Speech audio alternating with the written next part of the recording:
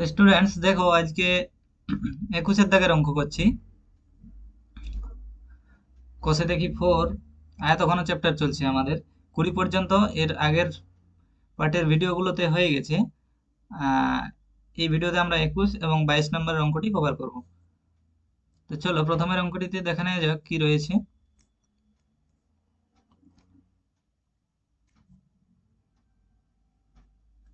দেখো প্রথমের অঙ্কে রয়েছে আমাদের তিনতলা ফ্ল্যাটের তিনটি পরিবারের দৈনিক জলের চাহিদা যথাক্রমে 1200 লিটার, 1050 লিটার এবং 950 লিটার।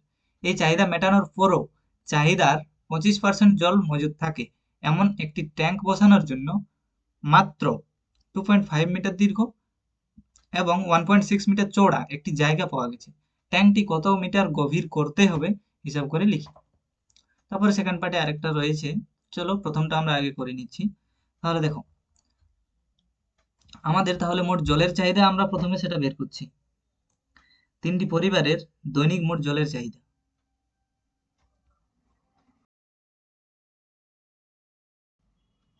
সমান একটি পরিবারে 1200 লিটার, একটি পরিবারে 1050 লিটার, একটি পরিবারে 950 লিটার সমান যোগফলটা হবে 3200 লিটার। তাহলে তিনটি পরিবারে দৈনিক মোট জলের চাহিদা হচ্ছে 3200 লিটার। এরপর দেখো উম, এই চাহিদা মেটানোর পরও চাহিদার 25% জল মজুদ থাকে, তাহলে চাহিদার 25% জল অর্থাৎ কত?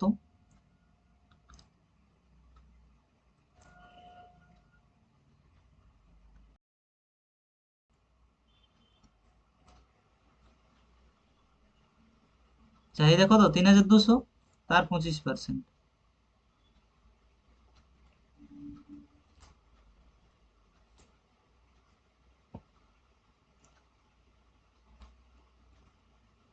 এটা গুণটা হবে 800 লিটার।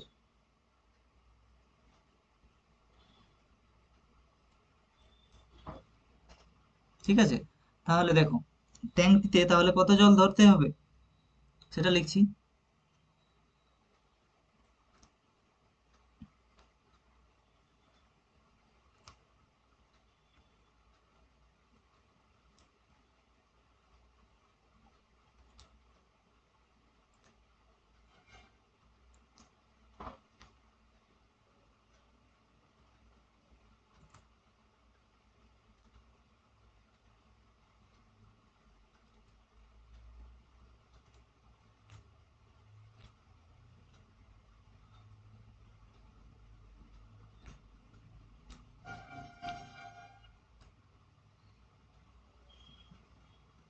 দেখো প্রশ্নটা ভালোভাবে বোঝো। তিনটি পরিবারের জলের চাহিদা মেটানোর পরও যেমন 25% জল মজুদ থাকে, চাহিদার 25%, অর্থাৎ 800 লিটার আমরা বের করে নিলাম। তাহলে মোট জল কতটা ধরতে হবে? 3200 লিটার এবং 800 লিটার দুটোর যোগফল, সেটা হচ্ছে 4000 লিটার। তবেই তিনটি পরিবারের চাহিদা মেটানোর পরও আবার 800 লিটার জল পড়ে থাকবে। বোঝা গেছে? তাহলে যে আমরা ট্যাঙ্কটি তৈরি করব তাতে যেন 4000 লিটার জল ধরে, অর্থাৎ তার আয়তন যেন 4000 লিটার হয়। দেখো এবার লিটারকে আমরা ঘন ডেসিমিটার লিখতে পারি, এর আগের অঙ্কগুলোতেও করেছি, কারণ 1 লিটার সমান হয় 1 ঘন ডেসিমিটার।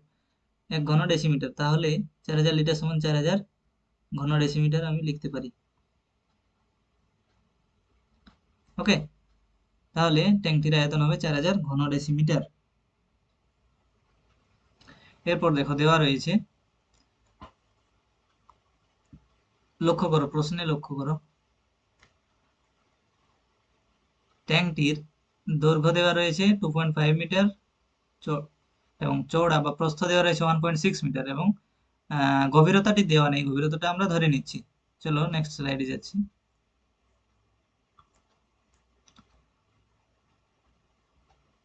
প্রদত্ত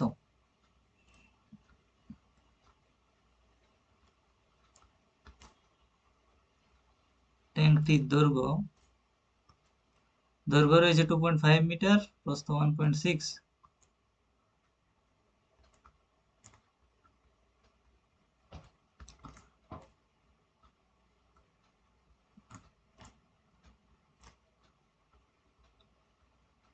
দেখো যেহেতু আগেরটা আমরা ডেসিমিটারে ক্যালকুলেট করেছি, এটাকেও আমরা ডেসিমিটারে কনভার্ট করে নিচ্ছি।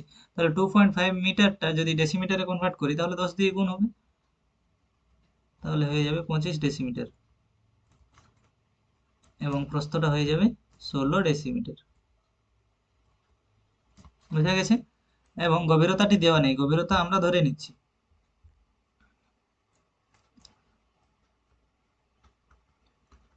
ধরি গভীরতা সমান x ডেসিমিটার, তাহলে গভীরতা আমরা ধরে নিলাম। এখন শর্তানুসারে আমরা লিখতে পারি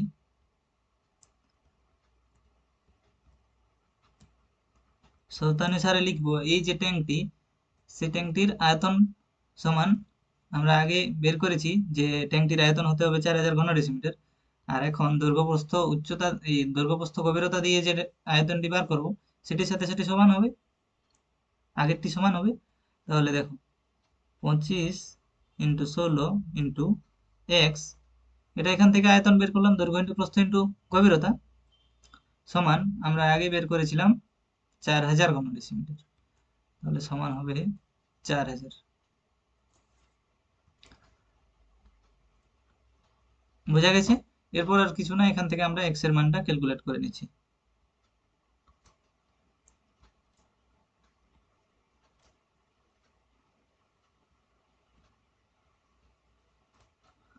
দেখো 4 4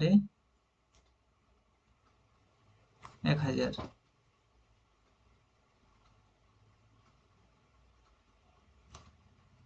দেখো তাহলে হচ্ছে 1000 বাই 100 সমান হচ্ছে 10, তাহলে x সমান হচ্ছে 10 ডেসিমিটার। ওকে, তাহলে এটা হবে একটা উত্তর। দেখো এখানে বলেছিল যে ট্যাঙ্কটি কত মিটার গভীর করতে হবে, তাহলে এখানে একটা উত্তর হবে।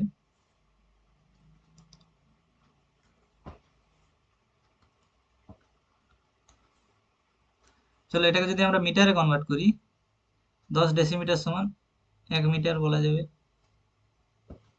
তাহলে দেখো উত্তর হবে, অতএব ট্যাঙ্কটি 1 মিটার গভীর করতে হবে, তবেই কিন্তু 4000 লিটার জল ধরবে, অর্থাৎ তিনটি পরিবারের চাহিদাও মিটবে, এবং সেই চাহিদার 25% অর্থাৎ 800 লিটার জল মজুতও থাকবে এক্সট্রা। বোঝা গেছে? দেখো এরপর সেকেন্ড পার্টে অঙ্কটির কি রয়েছে, এই পার্টটি আমাদের হয়ে গেছে, দেখো আমি দাগ দিয়েছি। কত মিটার গভীর করতে হবে এই পার্টটি হয়ে গেছে, প্রথম পার্টটি আমাদের।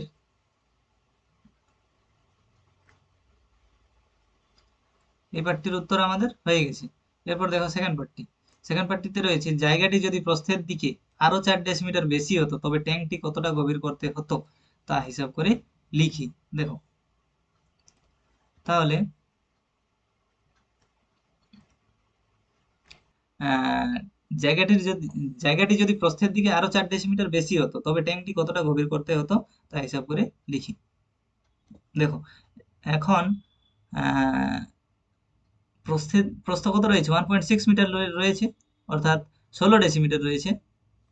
এখন প্রস্থ রয়েছে 16 ডেসিমিটার, সেটা যদি আর 4 ডেসিমিটার বেশি হতো তাহলে গভীরতা কত হতো বের করতে হবে। দেখো তাহলে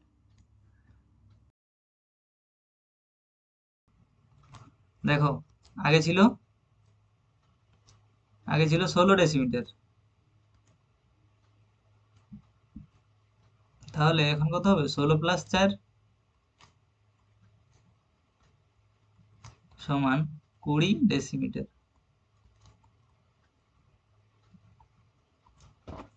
তাহলে প্রস্থ যদি আরো 4 ডেসিমিটার বেশি হতো তাহলে প্রস্থ হতো 20 ডেসিমিটার। এবং দৈর্ঘ্য তো দৈর্ঘ্যের ব্যাপারে কোনো বলা নেই, দৈর্ঘ্য তাহলে সেম থাকতো, দৈর্ঘ্য ছিল 25 ডেসিমিটার, দৈর্ঘ্য ছিল 25 ডেসিমিটার। তাহলে আয়তন হবে, তাহলে এক্ষেত্রেও আমরা গভীরতা ধরে নিচ্ছি, না দৈর্ঘ্যটাও লিখে নিচ্ছি।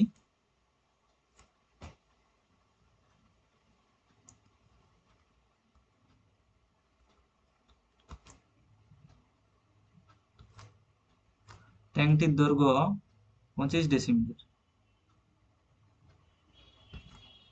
এটি বলা রয়েছে প্রদত্ত। ওকে, ধরি গভীরতা আমরা ধরে নিচ্ছি এইচ, ধরে নিচ্ছি এইচ ডেসিমিটার। তাহলে আয়তন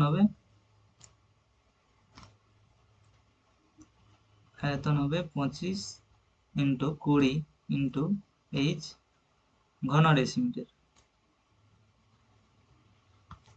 তাহলে এখন আমরা শর্তানুসারে লিখতে পারি,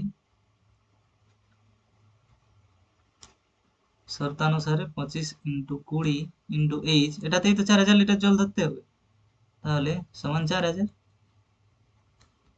এইচ সমান 4000 বাই 25 ইন্টু 20। দেখো একটা শূন্য কেটে দিলাম, অবশ্যই 2 দিয়ে এটাকে 200 হবে, তাহলে হচ্ছে 200। দেখো 25 দিয়ে এটাকে 8 কাটবে, তাহলে হবে 8 ডেসিমিটার। তাহলে এক্ষেত্রে আরেকটি উত্তর হচ্ছে, সেকেন্ড পার্টের উত্তর হচ্ছে প্রস্থ আরো 4 ডেসিমিটার বেশি হলে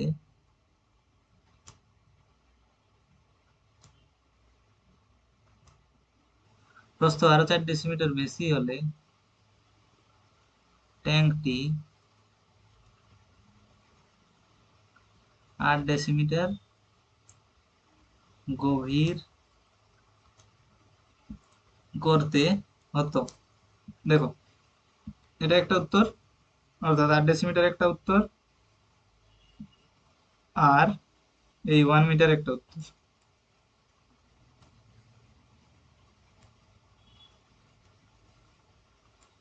1 মিটার একটা উত্তর। তাহলে দুটো পার্ট ছিল, দুটো পার্টই হলো। এরপর দেখো আমরা, আশা করি বুঝতে পেরেছো। এরপর দেখো আমরা নেক্সট স্লাইডে যাচ্ছি, 22 অঙ্কে। দেখো 22 অঙ্কে রয়েছে 5 সেমি পুরু কাঠের তক্তায় তৈরি ঢাকনা সহ একটি কাঠের বাক্সের ওজন 115.5 কিগ্রা, কিন্তু চাল ভর্তি বাক্সটির ওজন 880.5 কিগ্রা। বাক্সটির ভেতরের দিকে দৈর্ঘ্য ও প্রস্থ যথাক্রমে 12 ডেসিমিটার এবং 8.5 ডেসিমিটার, এবং 1 ঘন ডেসিমিটার চালের ওজন 1.5 কিগ্রা। বাক্সটির ভিতরের উচ্চতা কত তা হিসাব করি। তারপরে আরেকটা রয়েছে, সেটা পরে দেখছি, প্রথমে আগে করে নি প্রথম পার্টটা।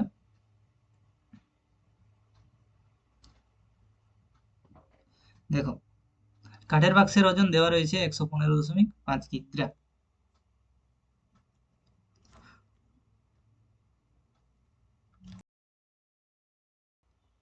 চাল ভর্তি বাক্সের ওজনও দেওয়া রয়েছে, সেটাও একবার লিখে নিচ্ছি।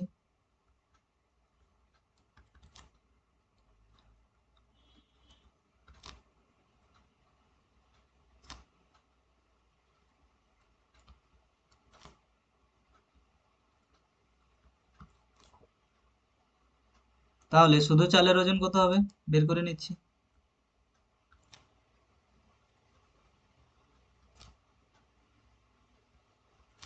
বিয়োগ হয়ে যাবে সিম্পলি চাল ভর্তি বাক্সের ওজন থেকে শুধু বাক্সের ওজনটা বিয়োগ হয়ে যাবে।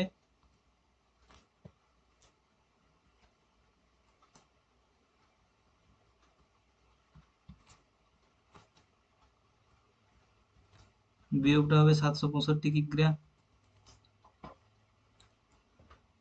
এরপর দেখো দেওয়া রয়েছে 1 ঘন ডেসিমিটার চালের ওজন 1.5 কিগ্রা।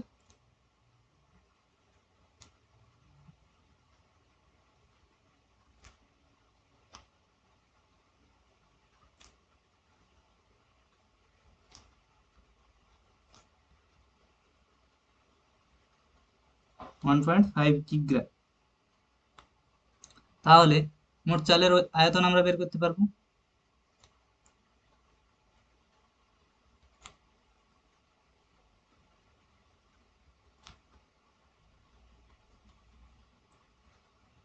চালের আয়তন কত হবে?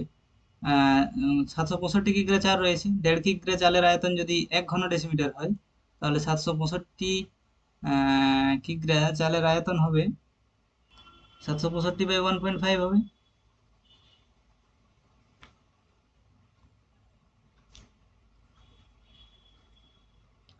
দেখো এটা ক্যালকুলেশনটা করছি, তাহলে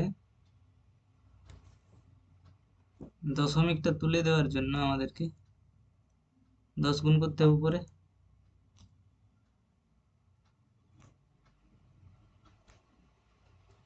নিচে হবে 15। দেখো 5 3 15, 5 1 5, 5 5 25 এবং 5 3 15। এরপর দেখো 3 দিয়ে, হ্যাঁ এটাকে কেটে যাবে, দেখো 3 51 হবে। ওকে, তাহলে 51 ইন্টু 10 সমান হচ্ছে 510 আয়তন। আয়তন তাহলে একক হবে ঘন ডেসিমিটার। ঘন ডেসিমিটার, তাহলে 510 ঘন ডেসিমিটার। এরপর দেখো বাক্সটির ভেতরের দৈর্ঘ্য এবং প্রস্থ দেওয়া রয়েছে। দৈর্ঘ্য রয়েছে 12 ডেসিমিটার এবং প্রস্থ রয়েছে 8.5 ডেসিমিটার।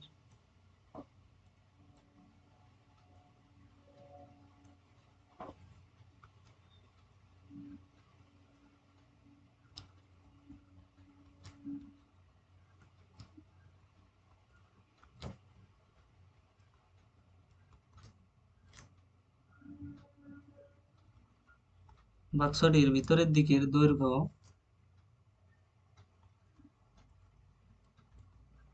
12 ডেসিমিটার, প্রস্থ রয়েছে 8.5 ডেসিমিটার।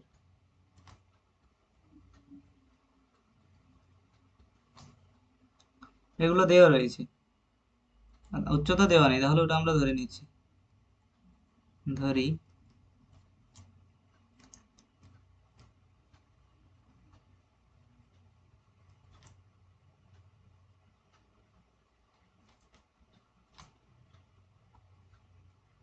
অবশ্যই এটা কিন্তু বাক্সের ভেতরের দিকের। ওকে, এখানে আমরা হেডিং করে দিয়েছি, অবশ্যই এটা আমরা উচ্চতা যেটা ধরলাম সেটা বাক্সের ভেতরের দিকের, সেটা হচ্ছে 8 ডেসিমিটার। তাহলে বাক্সের ভেতরের আয়তন কত হবে?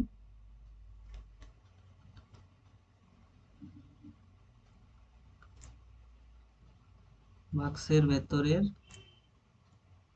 আয়তন হবে দৈর্ঘ্য ইন্টু প্রস্থ ইন্টু উচ্চতা। এটা হবে আয়তন। তাহলে দেখো আমরা চালের আয়তন বের করেছি, এর আগের স্লাইডে আমরা চালের আয়তন বের করেছি 510 ঘন ডেসিমিটার। তাহলে শর্তানুসারে লিখতে পারি এটা সমান 510, কারণ ভেতরের আয়তন এটা, আর ভেতরে কি রয়েছে, চাল রয়েছে, চালের আয়তন জানি। তাহলে শর্তানুসারে দেখো, শর্তানুসারে 12 ইন্টু 8.5 ইন্টু এইচ সমান 510, বা এইচ সমান 510 ডিভাইডেড বাই 12 ইন্টু 8.5।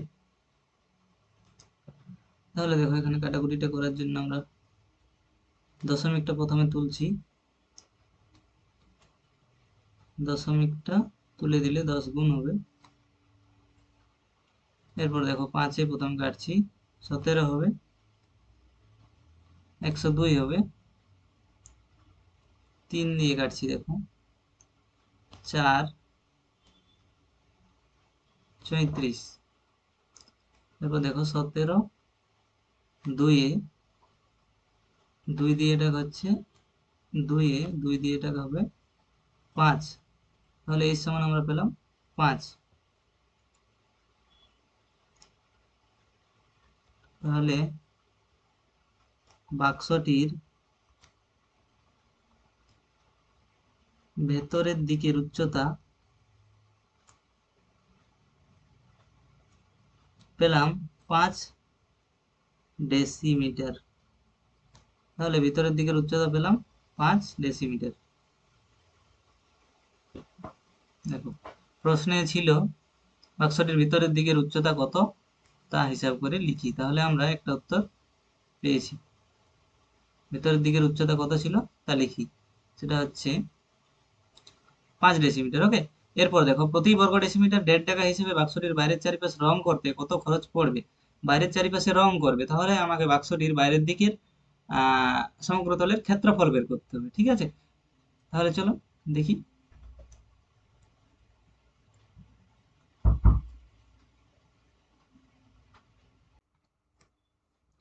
দেখো, এরপর ব্যাপারটা বোঝো, আমাদের তাহলে ক্ষেত্রফল বের করতে হবে বাইরের সমগ্র তলের।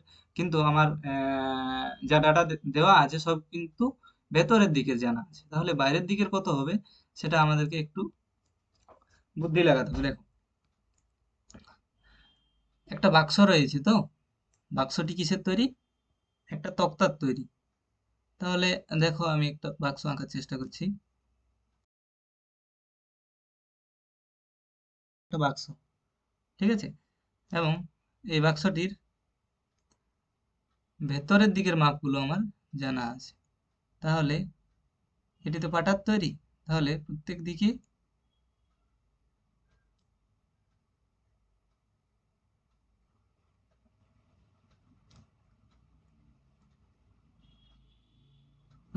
এরকম থাকবে। ঠিক আছে, অবশ্যই উপরে যেটা ঢাকনা থাকবে সেটাও থাকবে। তাহলে দেখো, আমাদের দেওয়া রয়েছে ভেতরের দৈর্ঘ্য, বাক্সের ভেতরের দৈর্ঘ্য হচ্ছে 12 ডেসিমিটার এবং প্রস্থ হচ্ছে 8.5 ডেসিমিটার। তাহলে আমাদের কোনটা দেওয়া আছে ভেতরের দৈর্ঘ্য বলতে? এটা দেওয়া রয়েছে, তাহলে এটা হচ্ছে 12 ডেসিমিটার। এখান থেকে এই অংশটা দেওয়া রয়েছে 12 ডেসিমিটার। তাহলে বাইরের দৈর্ঘ্য কত হবে ভালোভাবে বোঝার চেষ্টা করো। এটা কত হবে? এটা দেখো, এখান থেকে এটা যদি 12 হয়, এখান থেকে এই অংশটা হচ্ছে 12, তাহলে বাইরেরটা কত হবে? দেখো, বলা রয়েছে যে যে পুরো তক্তাটি রয়েছে সেই তক্তাটি হচ্ছে 5 সেমি পুরু। তক্তাটি রয়েছে 5 সেমি পুরু।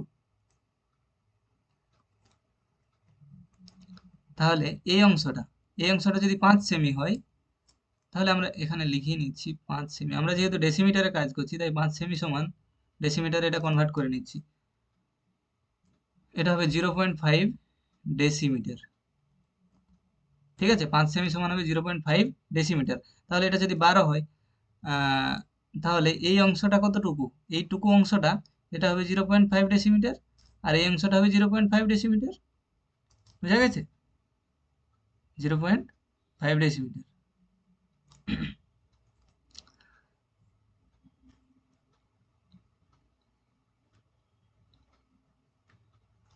0.5 ডেসিমিটার হবে এখান থেকে এই অংশটা, এবং এখান থেকে এটা।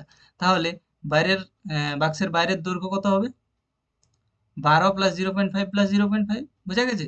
একইভাবে প্রস্থের ক্ষেত্রেও দেখো, দুই দিকে 0.5 করে বাড়বে। দেখো এই দিকটা লক্ষ্য করো, এখান থেকে এটা দেওয়া রয়েছে 8.5। ওকে, তাহলে বাইরের দৈর্ঘ্য যখন বলা হবে তখন এটা ধরা হবে। তাহলে দেখো, এটা যদি 8.5 হয় তাহলে এদিকে 0.5 যোগ হবে এবং এদিকে 0.5 যোগ হবে। তাহলে প্রস্থটাও বাড়বে, 0.5 যুক্ত 0.5। দেখো, তাহলে যে বাইরের, তাহলে আমরা লিখতে পারবো বাক্সটির বাইরের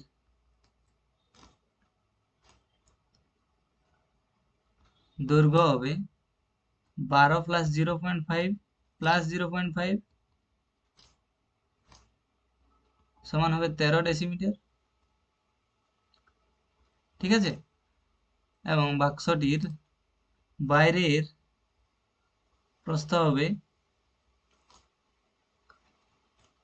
ভেতরে ছিল 8.5 আর 0.5 যুক্ত 0.5 হবে, তাহলে এটা হয়ে যাবে 9.5 ডেসিমিটার। এবং একইভাবে উচ্চতা হবে, বাক্সটির বাইরের উচ্চতার ক্ষেত্রেও দুদিকটা বৃদ্ধি পাবে। উচ্চতা কত ছিল? উচ্চতা আমরা বের করলাম নাকি, উচ্চতা 5 ডেসিমিটার। তাহলে এটা বেড়ে হবে, এই বাইরের হবে 5 প্লাস 0.5 যুক্ত 0.5 সমান হবে 6 ডেসিমিটার। দেখো, তাহলে বাইরের দৈর্ঘ্য প্রস্থ এবং উচ্চতা আমরা পেলাম। এটা হলো বাইরের দৈর্ঘ্য প্রস্থ, এটা উচ্চতা। তাহলে এখন দেখো, আরেকবার প্রশ্নটা দেখছি। প্রশ্নে বলেছে আচ্ছা, এত খরচ হলে বাক্সটির বাইরের চারিপাশে রং করতে কত খরচ পড়বে। তাহলে আহ, আমাদের অবশ্যই সমগ্রতলের ক্ষেত্রফল বের করতে হবে, সেটা আগে বের করে নিচ্ছি। তাহলে দেখো, দৈর্ঘ্য প্রস্থ উচ্চতা আমরা পেলাম, বাইরের দৈর্ঘ্য প্রস্থ উচ্চতা পেলাম।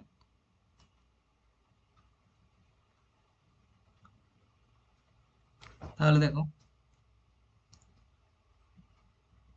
বাক্সটির বাইরের দিকে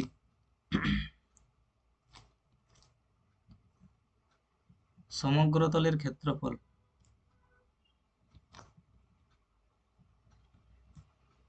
তাহলে আয়তঘনাকার বাক্সের সমগ্রতলের ক্ষেত্রফলের সূত্র হয়, এর আগের অঙ্কগুলোতে হয়েছে, 2 ইন্টু দৈর্ঘ্য ইন্টু প্রস্থ। দৈর্ঘ্য হচ্ছে 13, আমি আর সূত্রটা লিখছি না, ডাইরেক্ট লিখছি 2 ইন্টু দৈর্ঘ্য ইন্টু প্রস্থ অর্থাৎ 9.5 যুক্ত প্রস্থ ইন্টু উচ্চতা যুক্ত উচ্চতা ইন্টু দৈর্ঘ্য, এটা হয় সমগ্রতলের ক্ষেত্রফল। সমান, আমরা হিসাবটা করছি। দেখো, তাহলে 13 ইন্টু 9.5, এটা হবে 123.5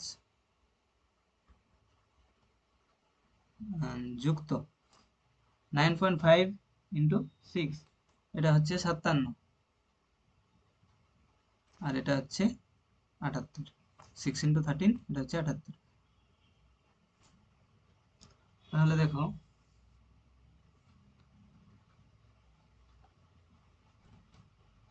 2 ইন্টু যোগফলটা হচ্ছে 258.5, তাহলে সমান হচ্ছে 517। এককটা হবে বর্গ ডেসিমিটার, ক্ষেত্রফল বলেছে তাই বর্গ হবে, বর্গ ডেসিমিটার। তাহলে বাক্সটির বাইরের দিকে ক্ষেত্রফল হচ্ছে 517 বর্গ ডেসিমিটার। এরপর প্রশ্নটা দেখো, প্রতি বর্গ ডেসিমিটারে 1.50 টাকা হিসাবে খরচ হচ্ছে। তাহলে বাক্সটি রং করতে কত খরচ হবে। তাহলে প্রতি বর্গ মিটারে